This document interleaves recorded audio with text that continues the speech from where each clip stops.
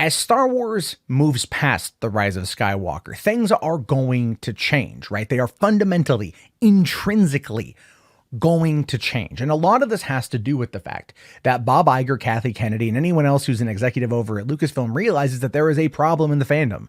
The movies failed with The Last Jedi, and then Solo bombed, unfortunately. Good movie, shouldn't have done it. Now we have The Rise of Skywalker on the horizon, and I still think if that movie is a general crowd pleaser, that it is going to pull in about $2 billion. Is it going to beat the Force Awakens? Probably not. But I mean, I think it could pull in 2 billion. I do. Maybe 1.5 to 2 billion. We'll go with there. Okay, fine. I'll lower my estimates a bit because a lot of you are going to want to argue with me in the chat over it. But I still think it's going to outperform The Last Jedi by a large margin. So let's leave it at that. We'll put a pin in it, come back to it later on. But what about the future, man? What about the future of Star Wars? Well, this is an interesting article that popped up a couple days ago in the Hollywood Reporter asking the question, will Star Wars become a Marvel-style franchise? And you know what? A lot of us have talked about that. We've talked about the concept of a potential Star Wars cinematic universe, right? Very similar to what Marvel is doing. And a lot of people said that this is exactly what Disney wanted. They wanted Star Wars to be the new Marvel. That's what they were aiming for. And they hit a couple bumps, couple big bumps, and that ended up derailing the plans, never mind the lack of planning overall and solid leadership from Kathy Kennedy over there at Lucasfilm. Again, I have criticized Kathy here for a couple of years, and I really wish that she would figure out what her plan is and then enact it in the right way. I do think in essence that the story group has a lot more control over what goes on because they're more interested in all the ancillary stuff that does kind of flesh out the universe quite a bit, but does seem like homework if you are going to go watch the movie to want to know what the hell is going on. Like the new book, Resistance Reborn, has a lot of information in it. Like, for example, Rose Tico and Finn, they ain't dating. Finn flat out says, no, we just friends. So that whole Rian Johnson arc of Rose and Finn falling in love and her saving him from sacrifice, destroying his character arc, ultimately means diddly squat, right? It means nothing because he wants Rey, and then now he's going to want Janna. And again, that's just kind of like what we all predicted anyway. So it's just kind of course correcting the ship a little bit, mostly because there's a lot of love triangles. However, talking about the concept here of a Star Wars cinematic universe, how would be the best way to approach it? Now, I have said multiple times that the best way Disney could do this in the 3-year hiatus is actually by establishing a new canon. Well, not a new canon, but a new storyline in Disney Plus, and then building up from there, leading into the release of whatever movie's coming in 2022. I thought that when Dan and Dave are the ones that were going to be writing this new movie, that's exactly what they would be working on right now. They'd be working on the new story and then also a new series for Disney Plus that would then act as like a prequel or a preamble or a prologue or a lead-in at least to this new trilogy, giving us the characters, giving us some of the lore, some of the world, and really establishing it really, really, really good. Oh, that's horrible grammar, but establishing it well for fans to want to be excited for this thing to rush out to the theater and to throw money at it, to just throw money at the screen, because that's ultimately what Disney wants. Makes sense, right? It makes sense. You drop the $4 billion on Lucasfilm, you get Star Wars, you want to make as much money as humanly possible. However, I was talking with my buddy Mikey Sutton yesterday, and I told him that if he got any Lucasfilm deets, I want to hear him. I called dibs. So Mikey hooked me up with a bit of information. He hit me up yesterday and just said a couple things. Again, more info's coming soon from my understanding, but what he told me was that this is the plan, that they are looking at how Kevin Feige is approaching the MCU in regards to Disney Plus. The fact that even Feige in an interview with Entertainment Weekly confirmed that Moon Knight, Miss Marvel, and She-Hulk and all the other Disney Plus characters are moving in to the movies from Disney Plus. He confirmed that today, by the way. So that's going to be happening. And I mean, we already knew that, but now it's like not just Miss Marvel. It's like Moon Knight is going to get his own show, and then Moon Knight's coming into the MCU theatrically. So that's some big news there. And that's what they want to do with Star Wars.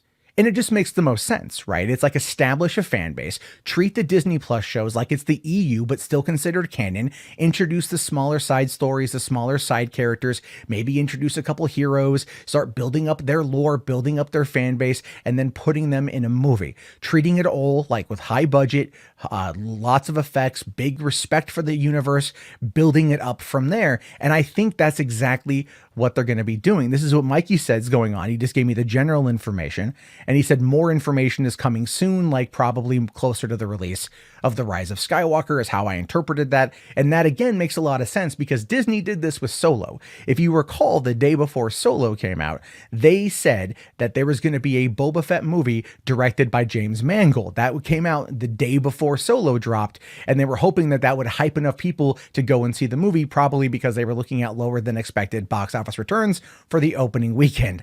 And then, of course, that was the last time we ever heard that information said at all, period. It just died after that, but they've done that before. But this is a different situation. This is the reality that we find ourselves in, that they are going to look to Kevin Feige to guide Star Wars right to Disney Plus and then right back to the theater. They're going to take a couple years, reestablish, rebuild that trust with the fan base, create good content, hopefully, and then put it in theaters. And I think that is why the rumors and the dreams and the hopes and the desires that MCU fans and Star Wars fans have is that Feige will effectively take over directing Lucasfilm, and that Kathy Kennedy will more or less handle the day-to-day business side of it for another year and a half or some change, 2 years, I think, while she's still left on her contract. But Feige's going to answer right to Alan Horn and then Bob Iger and course correct what's gone on with this. Now they are stuck in regards to the Rise of Skywalker, good or bad. They are stuck with where things are. But the future, man, the future is a blank slate. The future is an absolute blank slate. And all things considered, Disney should have started with the blank slate on this one and not gone right into a sequel trilogy. I know they wanted to get fans hyped, and it worked. I mean, $2 billion for The Force Awakens, and over $1 billion for everything except for Solo. So the money, the money's come in, and they're clearly backing up, Galaxy's Edge, and they want that to be a thing. But Disney Plus, having the shows there, really is where it's at. And I think that is what's going to be the biggest draw for fans. Whether you are part of the Grey Order or part of the fandom menace or part of whatever absolute pro Lucasfilm Disney Star Wars group there is. I don't know if they have a name for themselves yet, but they should probably adopt the moniker. That way it'd be easier to identify them. Like pronouns in a Twitter bio. Anyway.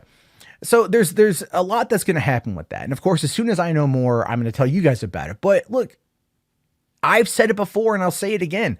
Disney Plus is what is going to save Star Wars.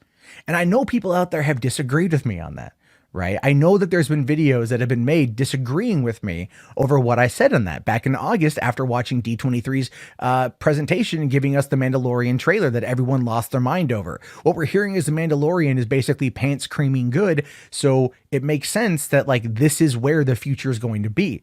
And also, if you knew about the technology they were putting into the Mandalorian, seriously, oh my God, there's a reason why the budgets are that high. And oh boy, again, you're in for a treat from my understanding. So anyway, as it goes on, as time goes on, as these things continue to grow and evolve, I'll talk about it obviously, but I am hype for what's going to be coming down the pipeline with Disney Plus and with Star Wars, because I feel that everything we've wanted, everything we've been asking for, we're going to get, and it's going to be on a small screen, unfortunately, but it's going to be good enough to reboot things and to give us more Star Wars, which at the end of the day, which is what we all want.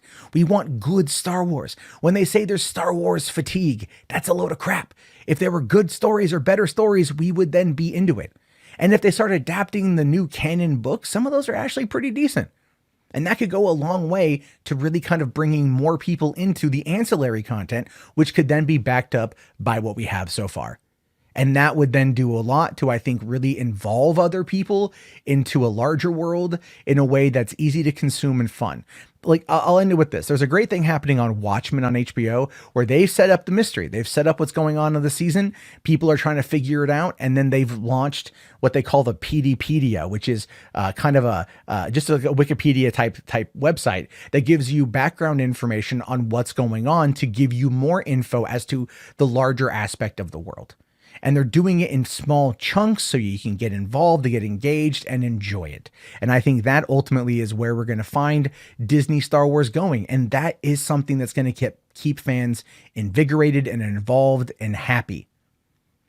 And quite frankly, I am looking forward to that horizon because the last 2 years have absolutely effing sucked. But anyway, your thoughts, your opinions. Let me know down in the comments below. If you made it this far, go ahead and type, I don't know. Let's go with TIE Fighter in the chat. So I know you guys made it. Smash that like, beat the crap out of that like, and I'll talk to you guys later. Have yourself a great day and peace out.